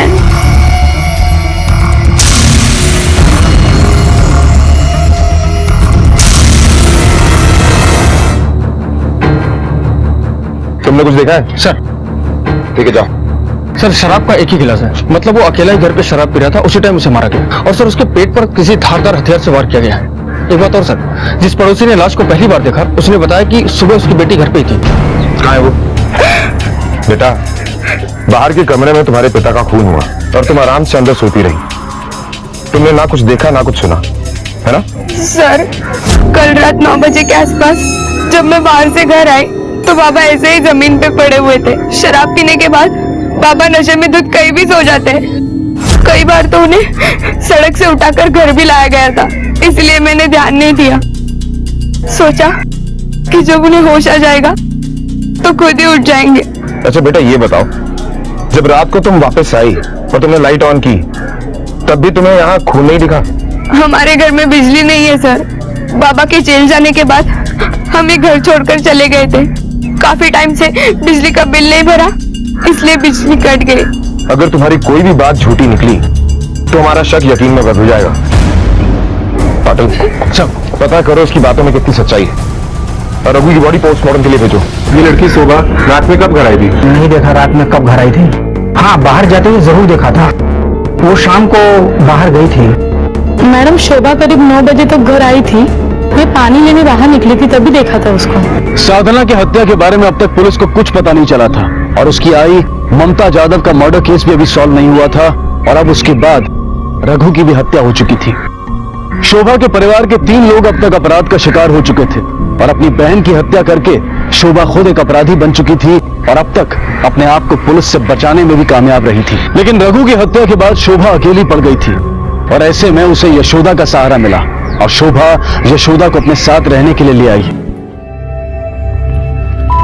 तेरे कहने पे हम यहाँ आ तो गए रहने के लिए, पर तुझे भी मेरी एक बात माननी होगी। कौन सी बात मौसी? वो ये कि अब से तू घर का कोई काम नहीं करेगी, सिर्फ पढ़ाई करेगी और इसकी जिम्मेदारी मेरी। ठीक है? ठीक है। मैं तेरे लिए दूध लेके आती हूँ। अरे मौसी, अरे गैस पे रखा है, गर्म कर दे, रुक।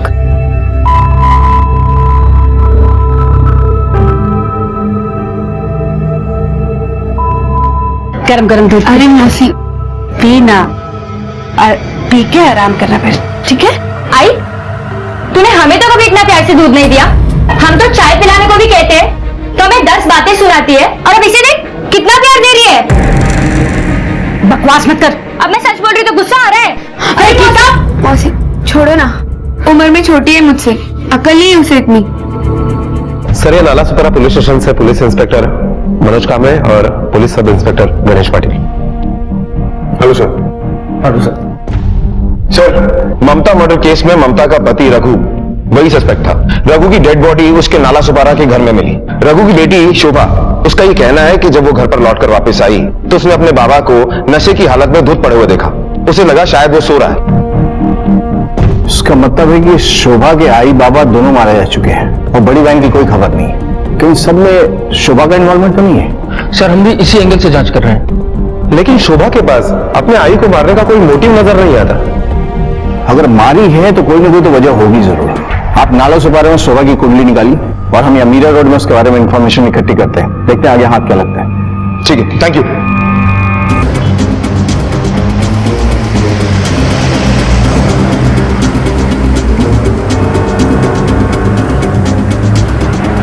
रिकॉर्ड मैडम, बच्चों को ले जाओ। हाँ सर।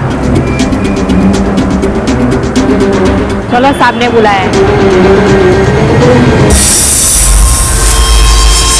अच्छा, तुम लोग शोभा के बारे में अच्छे से जानते हो ना? हाँ साहब, बहुत अच्छे से। अच्छा, क्या कभी उसने तुम लोगों को अपने बाबा के बारे में कुछ बताया था? हाँ साहब, एक दिन वो आई थी आई से मिलने को और वो कह रही थी कि वो अपने बाबा को जान से मार देगी। जान से मार देगी? लेकिन क्यों? क्यों मारना चाहती थी अपने बाबा को? वो तो पता नहीं साहब, पर हाँ साहब, वो ना चोर है। उसने अपनी बड़ी बहन की पायल भी चुराई थी और इसके लिए ममता काकी ने उसको मारा भी था। सर, पोस्टमार्टम रिपोर्ट आ गई है। इसके मुताबिक मर्डर का टाइम 9 से 10 के बीच का है सर। 9 से 10? पाटिल सर, ये शोभा भी 9 से 10 के बीच में ही घर वापस लौटी थी। Yes sir. बुलाओ शोभा को। बेटा, इस फाइल को ध्यान से देखो। पहचानती हो इसे? ये तुम्हारी बड़ी बहन की फाइल है, तुम्हारे सामान से मिली है। कहां से आई तुम्हारे पास?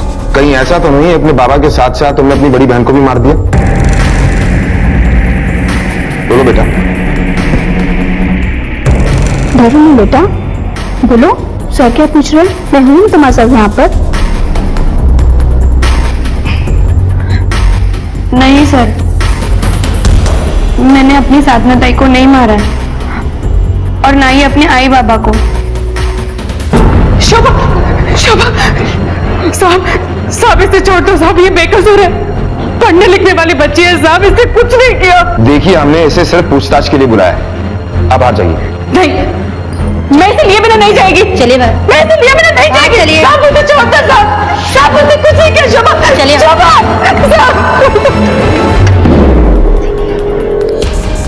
बेटा घबराओ मत, सच सच बताओ, तुमने खून नहीं किया तो फिर किसने किया है?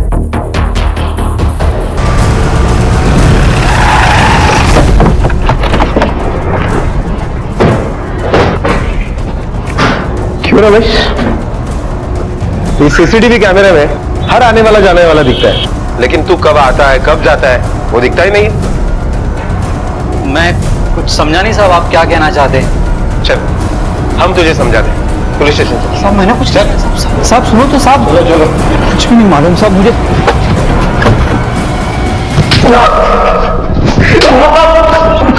बता, मैं सच बोल रहा हूँ साहब। यही था वो? हाँ साहब यही था वो। अगर अब भी तूने सच नहीं बोला तो अगले आधे घंटे तक सिर्फ तेरी कुटाई होगी, कोई सवाल नहीं पूछा जाएगा। मैं बताता हूँ सर, मैंने ममता के मर्डर से 10 दिन पहले इस चाबी वाले को बुलाया था और उस फ्लैट का चाबी बनवाया था साहब। इसका चाबी बनाना है, बन जाएगा। अरे चेकिंग वेकिंग करना है, देखना है अंदर पानी तो लीक नहीं कर रहा है। भाई इसका मालिक कौन है, किसका घर है ये, कुछ तो बताओ मेरे को। अरे घर का मालिक गया दुबई छोड़ छाड़ के। भाई वो मेरे को कोई लेना देना नहीं है, मैं काम करने को आया इधर। देख भाई, इस लॉक का सीधे चाबी बनाने का 300 रुपए लगेगा। ठीक है, इसमें 50 रुपए हमारा कमीशन होगा। मतलब ममता को मारने की बहुत लंबी प्लानिंग थी तेरी, हैं? प्रॉब्लम क्या थी तुझे उससे? साहब मुझे नहीं, उसे प्रॉब्लम थी।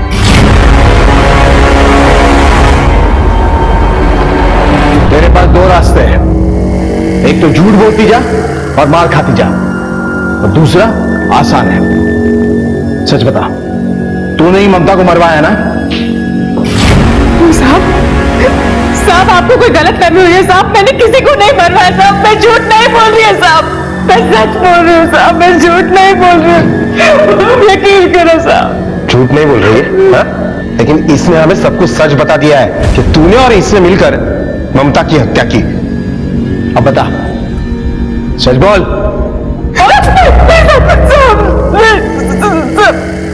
मैं बताती है सर। हाँ सर, नहीं मरवाई है ममता को। देख तू टेंशन मत ले, ये चाबी रख और फ्लैट नंबर 401 में जाके दरवाजा खोल के आराम से बैठ जा। मेम साहब अभी आती होगी, तू सारी बात कर लेना उनसे, काम की पैसे की सब। ठीक? सच्ची यशोदा, कितना कुछ करती है तू मेरे लिए, इतना तो किसी की सगी बहन भी नहीं करेगी। ये तिमी हाँ, मेरे को मालूम पड़ गया था कि शोभा का 10वीं पास होने के बाद उसे बहुत सारा इनाम मिलने वाला है, और अगर वो मेरे साथ रहेगी साहब तो वो सारा इनाम मुझे ही मिलेगा ना साहब। और साहब जब वो पढ़ लिख के कुछ बन जाएगी तो मेरे साथ रहेगी ना साहब, तो उसके साथ साथ मेरा और मेरी दोनों बेटियों का भविष्य भी बन जाएगा सब। इसीलिए जब रघु अपनी छोटी बेटी को लेने के लिए आया तो तूने उसे मार दिया? नहीं साहब, मैंने रघु को नहीं मारा साहब, शोभा ने उसे मारा। जब मैं उससे मिलने गई थी ना साहब, तो वो चाकू की धार तेज करा रही थी और साहब बहुत गुस्से में थी वो।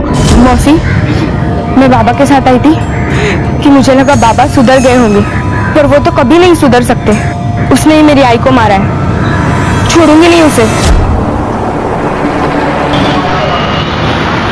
इस बच्ची के खिलाफ हमारे पास कोई सबूत नहीं है, छोड़ दो इसे, लेकिन नजर रखना इस पर। और हाँ, शोभा किससे मिलती है किससे नहीं मिलती है, सारी डिटेल्स निकलवाओ। हो सकता है रघु का खून शोभा ने ना किया बल्कि किसी और के थ्रू करवाया, या ये भी हो सकता है कि रघु का कातिल कोई और ही हो। पता करो सब। शोभा से मिलने कौन कौन आता था? अब सर इतना तो याद नहीं, काम धंधे वाली इंसान है सर। हाँ, लेकिन जिस दिन उसका बाप मरा था एक लड़की उसे पूछते हुए आई थी। क्या उम्र होगी उसकी? यही कोई 14-15 साल की होगी, लेकिन सर इससे पहले कभी उसे इस एरिया में नहीं देखा मैंने। इसके अलावा और क्या बता सकते हो उसके बारे में? और तो सर, हाँ सर, उस दिन जो आई थी उसके हाथ में गुब्बारे थे, शायद वो गुब्बारे बेचने वाली होगी।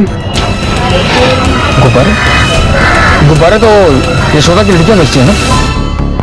देखो, झूठ बोलने से अब कोई फायदा नहीं, हमारे पास गवाह हैं। जब रघु का मर्डर हुआ उस दिन उन्होंने तुम्हें उसके घर आते जाते देखा था। बताओ, क्यों मारा रघु को? मेरी आई की वजह से वो मारा गया साहब। मेरी आई उस शोभा को हमसे ज्यादा प्यार करती थी साहब, और मुझे और मेरी बहन को हमेशा डांटती थी, इसीलिए मैं उस दिन उस शोभा को मारने गई थी वहां। शोभा? चाकू?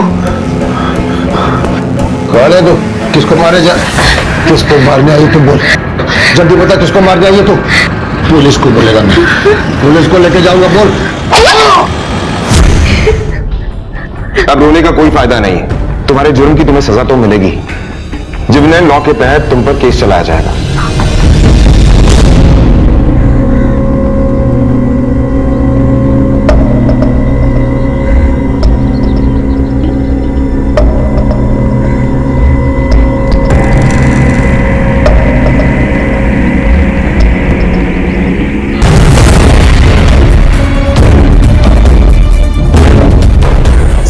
बॉडी पूरी तरह से सड़ चुकी है, पहचान में नहीं आ रही है। इसके कुछ गहने मिले, पर सर एक अजीब बात है, इसके पैर में सिर्फ एक ही पायल मिले। ठीक है, बॉडी पोस्टमार्टम के लिए भेजो। Okay sir. सर, आपको याद है कुछ महीने पहले शोभा और उसकी मां ने साधना नाम की एक लड़की की मिसिंग कंप्लेंट लिखवाई थी, जिसकी कद काठी और कपड़े इस डेड बॉडी से मिलते हैं। सर, उस डेड बॉडी से एक ही पैर की पायल मिली है, ये देखिए।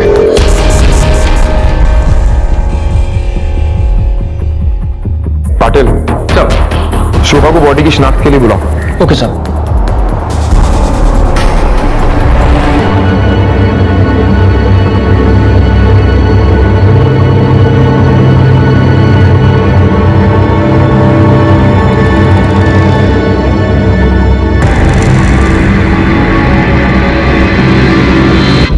ये पायल डेड बॉडी के पांव से मिली है, और ये पायल तुम्हारे सामान से।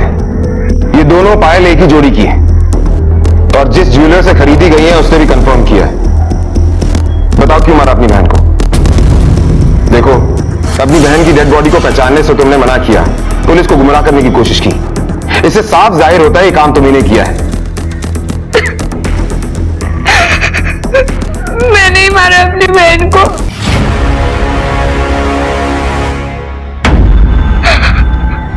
आई ने हम दोनों बहनों को हमेशा बहुत प्यार किया। वो दिन रात सिर्फ इसलिए मेहनत करती थी ताकि हम दोनों बहनें पढ़ लिख के कुछ बन सके। इसीलिए साधना ताई ने आई की मदद करने के लिए एक नौकरी कर ली। साधना नौकरी करके तुम्हारी आई की मदद ही तो कर रही थी। लेकिन उस एक लड़के अमित के साथ उसकी वहां दोस्ती हो गई, और वो उस लड़के के साथ भागने वाली थी। ताई रुक, ताई देख ताई, मैंने तेरी और उस अमित की सारी बातें सुन ली है। तू उसके साथ भागने की तैयारी कर रही है? ऐसा मत कर ताई। देख शोभा, मैं ऐसे घुस के नहीं जी सकती, मेरी भी अपनी जिंदगी है। लेकिन अगर तू चली जाएगी तो आई मर जाएगी। और तुझे याद है ना, हम दोनों ने आई को एक अच्छी जिंदगी देने का फैसला किया है। हाँ याद है, लेकिन अपनी जिंदगी की कीमत पर नहीं। मुझे रोकने की कोशिश मत कर, मैं जा रही हूँ अमित के पास। ताई आई को धोखा दे रही थी सर। पुलिस के सामने साधना की हत्या का सच आ गया था। शोभा की उम्र 18 साल से कम थी, इसलिए उसे बाल सुधार गृह में भेज दिया गया। अपनी बहन से उसकी उम्मीदें गलत नहीं थी। वो अपनी माँ को एक बेहतर जिंदगी देने का सपना देख रही थी, लेकिन उस सपने को पूरा करने के लिए वो अपनी बहन को अपना साथ देने के लिए मजबूर करे, और अगर वो ना माने तो उसकी हत्या कर दे। क्या ये सही था? किसी भी रिश्ते में उम्मीद करना गलत नहीं है, लेकिन उन उम्मीदों को जबरदस्ती उस रिश्ते पर बोझ बनाकर डाल देना यह गलत है। और ममता ने भी इस गलती को बढ़ावा ही दिया था। उसने जिंदगी में कई त्याग किए थे, लेकिन उसे भी उम्मीद थी कि अगर बेटियों का भविष्य अच्छा होगा तो उसकी भी जिंदगी सुधर जाएगी। यशोदा और उसके साथी वॉचमैन रमेश यादव को ममता की हत्या के लिए गिरफ्तार किया गया, और उसकी बेटी गीता को भी रघु की हत्या के लिए बाल सुधार गृह में भेजा गया। बच्चों से या किसी से भी उम्मीदें रखें, लेकिन उन उम्मीदों को उन पर बोझ ना बनने दें। अब मैं अनूप सोनी आपसे विदा लेता हूं। फिर मुलाकात होगी अगले एपिसोड में एक और चौंका देने वाले केस के साथ। तब तक अपना और अपने परिवार का ख्याल रखें और देखते रहें क्राइम पेट्रोल डायल 100। सबक एक को सीख हम सबको। जय। इस तरह के और भी एपिसोड देखने के लिए हमारे चैनल को सब्सक्राइब करें और बेल आइकन दबाना ना भूलें।